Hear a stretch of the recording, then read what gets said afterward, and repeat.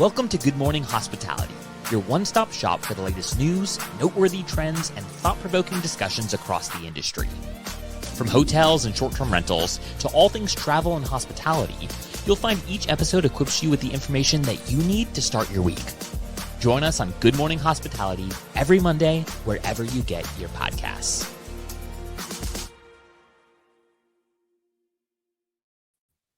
Good morning. Hello, hello. We're back after all of us were on the road last week. Yes, all back at home finally. My voice, apologies to the listener, it barely survived GuestyVal, so we're in like recovery mode right now. Yeah, happy Monday. There you go. We had to work it in somewhere. Best day of the week. We're back.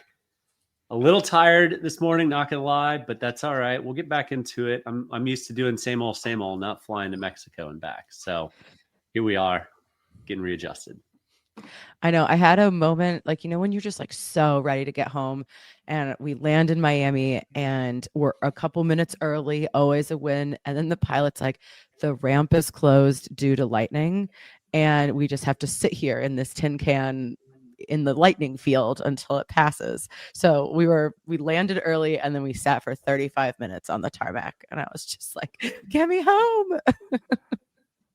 You win some, you lose some. But on today's show, we're excited to talk about some of the themes that Brandy and I heard down at GuestyVal in Mexico City. And also Jamie's got some information and data to share about a couple of topics, but New York, and it's been, 1 year, Jamie, since the ban? 2 years. 2 years. My goodness. Well, we see the cross of death in New York City's Airbnb numbers. We're excited to share that with you all in the second half of the show. But Brandy, you were on stage as much as anybody down in Mexico City. I think there were three key themes that I kept hearing both on stage and around the vendor halls and at dinner time and whatnot. What was one that was most interesting to you? I do think the concept of the unreasonable hospitality and how people are trying to like apply that really in their daily operations. Will Gudar's, I can never say his last name, but his book, there you go, Jamie has it on screen, is an incredible book. And I think it really like touched all of us in the industry in a way of like trying to provide a really great guest experience. And one thing that really stood out for me, so we did a couple of interviews with people from Guesty, operators, vendors, kind of like getting a sample of everyone. And we talked with Daniel from Mi Casa Es Tu Casa, a really large Mexican operator. He has the largest Airbnb account in Latin America, over 17,000 reviews, and he has a 4.88. And that is just insane. If you are a operator, you know how difficult that is. And so, but it was listening, like his theme of like how they do their check-ins, how they really take care of their guests was, I thought, like really inspirational. And I was hearing that from in like different ways from other operators, how they are trying to use technology to make their businesses more efficient and kind of save some money, but then also trying to re-inject hospitality at some level throughout the guest experience to kind of get back what we've lost. So I thought that was like kind of a cool theme throughout the week. Yeah. And one of those was personalization, right? You know who's coming to stay with you, but how many times have you guys received a handwritten note or something with your name on it in the unit, or even something with your name on it in the check-in process? It just doesn't really happen anymore. And we've automated our way out of hospitality, much less unreasonable hospitality. And if anyone wants some anecdotes on our rental in Mexico City, more than happy to chat with you. But there's a handful of examples of very not great hospitality. Yeah, I also think another theme that for me was surprising in a positive way was the optimism about the coming year. I think that, I don't know, it's been like a tense year for a lot of people in terms of what's going on in the economy, what's going on in their own businesses. But there were people, especially people who have maybe new investors. There's like a fresh wave of people that are ready to take on the challenges of the coming moments and seem like very prepped and prepared and positive for that. And I thought that was a much needed morale boost, I think, at least for me personally, being like, okay, there's this wave of people that are really ready to take off regardless of what happens in the coming months. Yeah, I think as an industry really struggled in 2024, and any founders that, made it out are naturally optimistic because it was one of the hardest segments of the industry since COVID, which was kind of artificially forced upon us. So I think the industry naturally is going to have more optimism because, really there's only one way to go from here. And a lot of that I heard in the halls and in discussions was there's a lot of frustration over the oversupply and saturation in short-term rental markets. So many people have tried to rent their house out. It's a easy way to make money, and it's fast, passive quick money. Income. Yeah, passive income. There's no work involved. Just automate everything and lose all of hospitality. So there's definitely some lingering frustrations with how much Airbnb pushed supply. And I do think we're starting to see some cracks over Airbnb in a good way, focusing now on quality of supply, not just supply. And we'll see. I think Brian's chatting at Skift Global Forum tomorrow or Wednesday. So I'm excited to tune in. Rafit, please ask questions about that, the balance between oversupply and quality supply. Also curious on their hotel push and inventory there, but that's an aside. But yeah, I think a lot of people's struggles do boil down to this oversupply, which, I mean, we've shared the data many times on the show. Too much supply and demand is increasing, but not at the same pace. So it feels like a decrease in demand. Yeah. And I don't think we want to get into industry performance now, but it does feel like things have stabilized. It does, we're down from the occupancy levels of 2021 and 2022, but I get the sense talking with more and more operators, it feels more steady, and not that we're continuing seeing pressure down. It's like, I wish I was earning the revenues of 2021 and 2022, but it's not. I don't get the feeling that most people are like this year just is getting crushed compared to last year. Did you guys hear that at all? Yeah, and I also think that people recognize that those years were not real years, in terms of benchmarking. It's not maybe their homeowners think so, but I think the operators are more savvy than that. I did have a question for you guys, though, because last time for me that Gusty was really in the news was the Skift short-term rental forum in 2014. And one of the highlights coming out of that was Gusty talking about a potential IPO in 2025. Was there any chatter about whether or not Gusty was going to go public? And was that a question on stage at all? That was not a topic they readily discussed. Quite frankly, it wasn't one, with the exception of some blunt questions to some of the executives from me off camera. But I think the expectation is in the coming couple of years. They don't have to be in any rush, and also the market is still not the most IPO friendly, although there's been a number of successful IPOs in the past few months. So that's great news.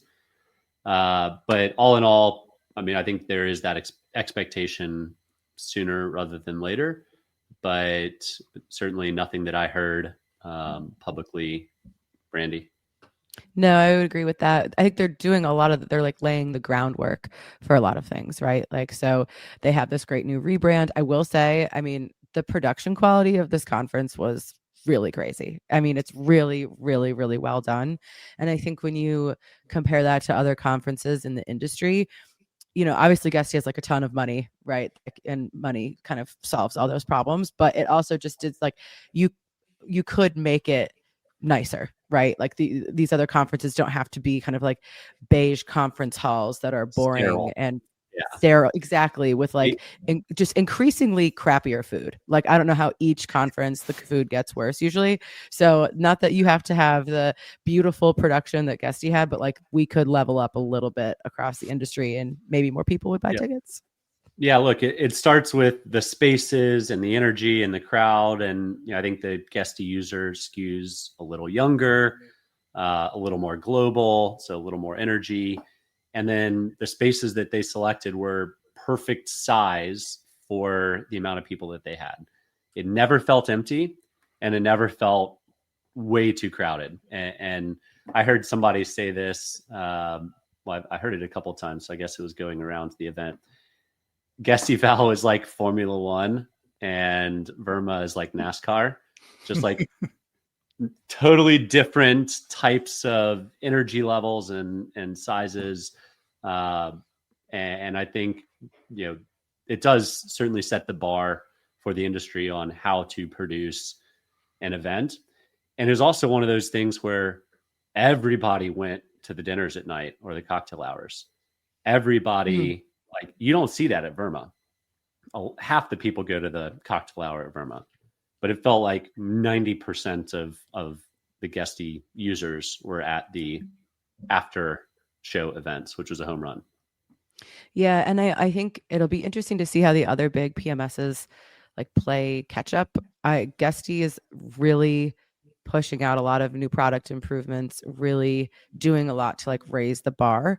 And everybody has their feelings about like all-in-one versus building your own tech stack and everything. But even regardless of where you fall on that spectrum, like the other PM, like there's a high bar of like actual, not just like the surface level, it looks nice, but like what the actual product is.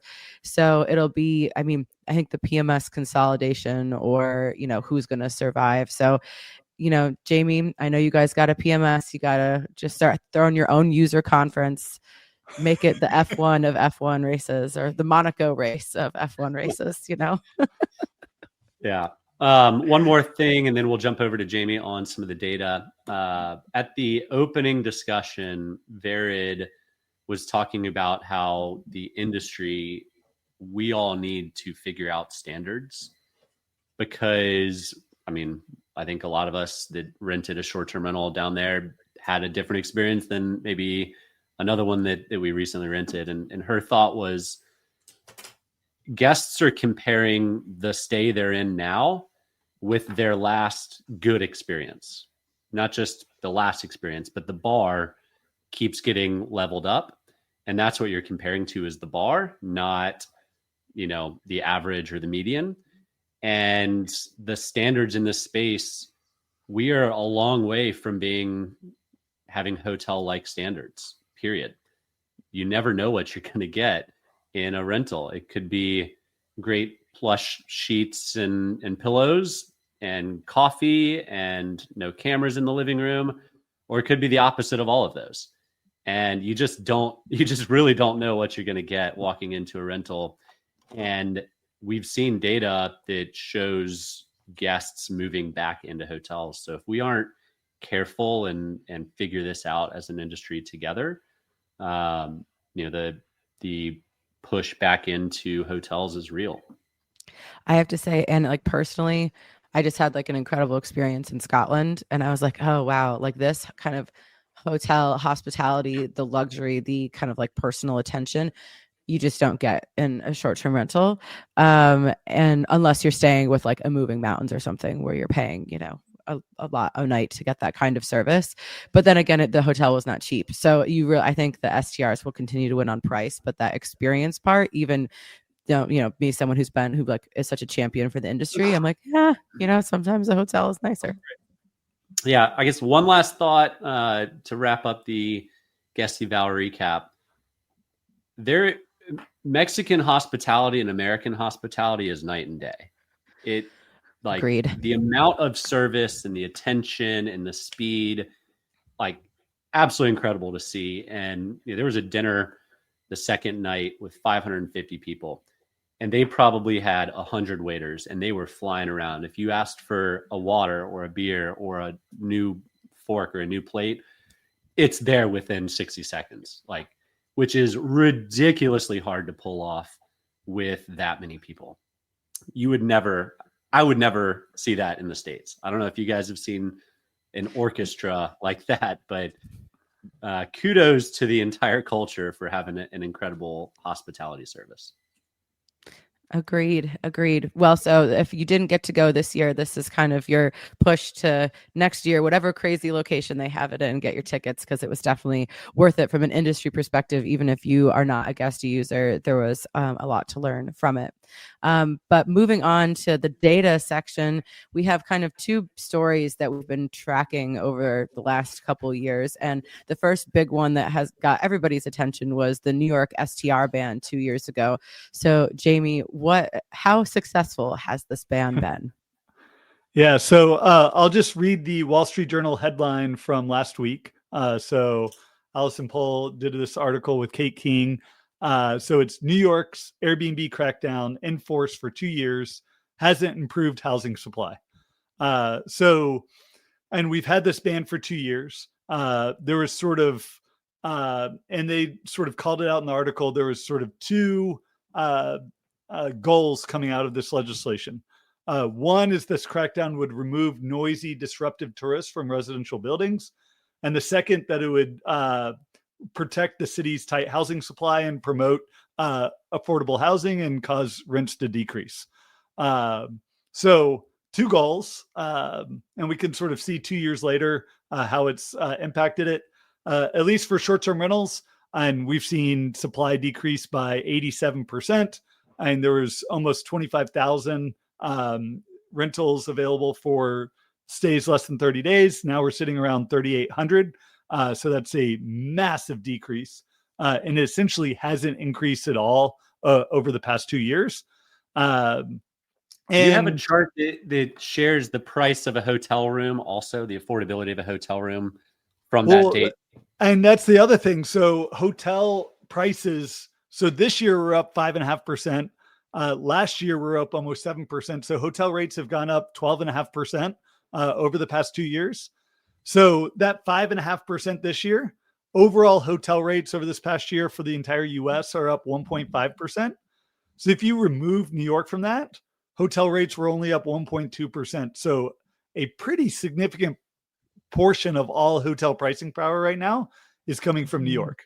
And kudos to the hotel lobby that got this ban in New York City. You know, I'm like, there's obvious reasons why they're incentivized to spread these falsehoods of housing constraints. I mean, housing constraints in New York are real. They're not caused by short-term rentals, though. Yeah, there's 3.5 million housing units in New York, and restricting access to short-term rentals on 20,000 of them isn't gonna move the needle. And we've seen, and the fastest rents around the country, and rents in New York were up 8%.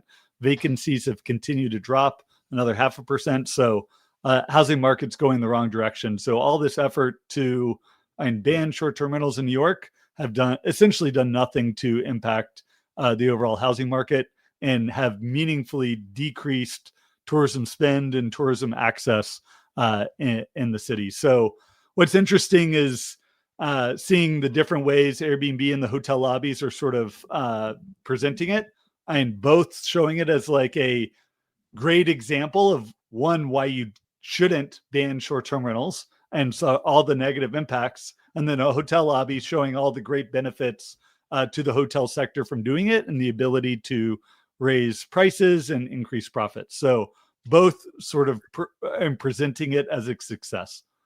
Yeah, brilliant strategy. It's no shocker that the hotel lobby in major cities will continue to fight and ban short-term rentals, or try to, in as many markets as they possibly can, because what a success. Up 12% in 2 years, when the majority of the hotel industry is not anywhere close to that. So kudos, hotel lobby.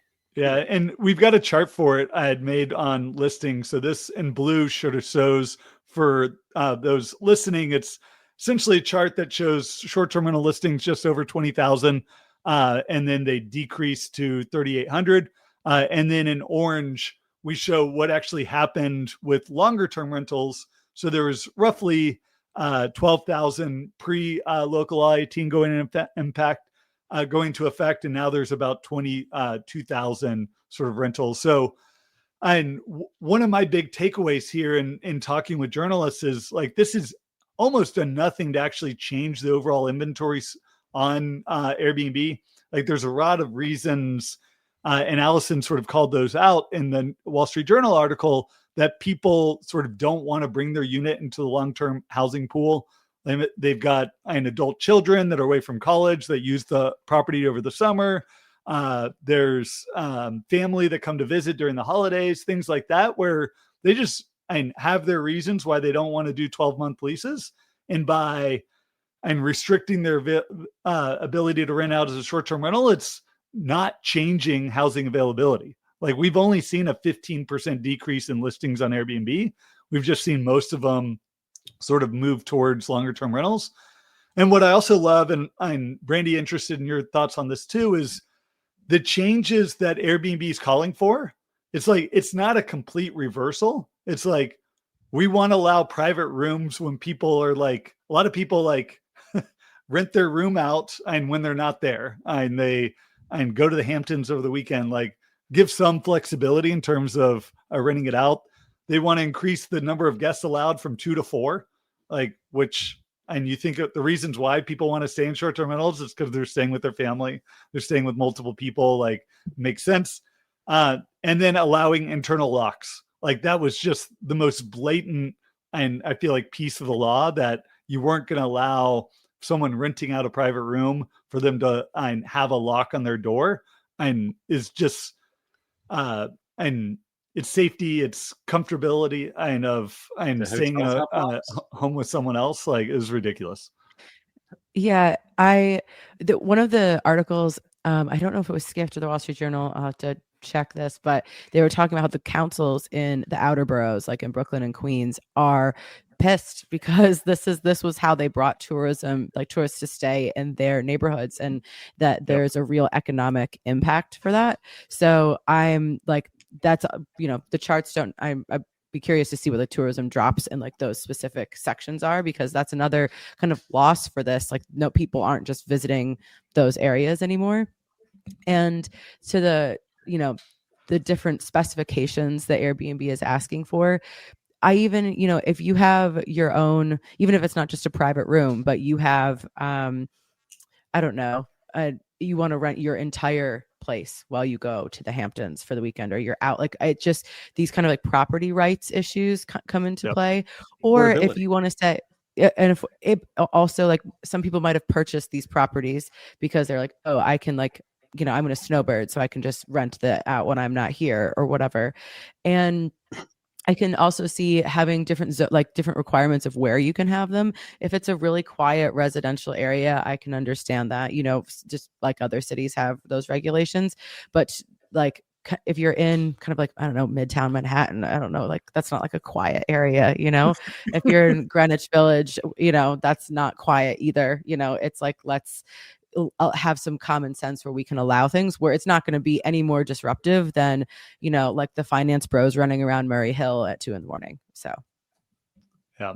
So, and maybe we'll jump over to the other sort of topic. And I think it's a really positive one for our sector and tourism in general. But this is the Bad Bunny residency just ended in Puerto Rico. And the New York Times did a great article that came out on the Sunday paper this weekend. And it really highlights, the headline there really does well, is it's usually Puerto Rico's slow season. This year, Bad Bunny's in town. So, Will, if you could bring up the chart on, this is short-term rental revenue over the past 3 years. So you've got 2023, 2024, like, see, Puerto Rico, like San Juan revenue, like tourism, it's spring, winter demand is really strong. And then you go into August, September, October, November, and it just collapses. It's hurricane season in the Caribbean, not a whole lot of visitors going there. So essentially what Bad Bunny did was put their residency in San Juan to draw tourists to that market during the low season. And what we've seen is, and it's been incredible, short-term rental revenue during this time has more than doubled versus last year.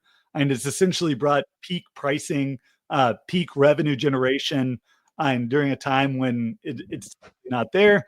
Moody's estimated that it brought 600,000 attendees and a direct economic impact of $250 million. And he did 30 shows, which is incredible. That's a physical stamina, physical feat. That's crazy. Yeah. The era of mega stars getting people and driving real tourism is very true.